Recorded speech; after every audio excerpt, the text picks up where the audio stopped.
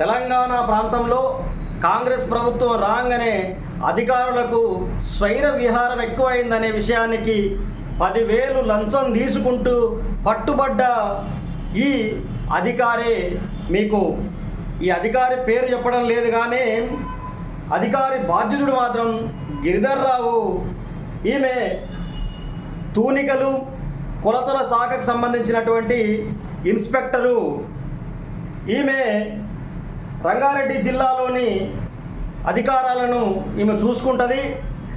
ఈమె కొలతలు తూనికల విషయంలో తేడా వచ్చిందని చెప్పి లంచం డైరెక్ట్గా అడగడం వలన ఆ లంచం వేధింపులు భరించలేక ఈ గిరిధర్ రావు పై అధికారులకు కంప్లైంట్ చేసిండు. పై అధికారులకు కంప్లైంట్ చేయడం వల్ల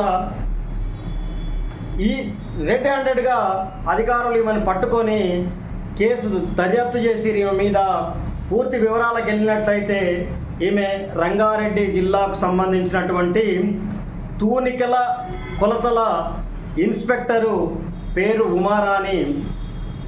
ఈ అధికారి డైరెక్ట్గా లంచం అడగడం జరిగింది గిరిధర్ రావు అనే వ్యక్తిని.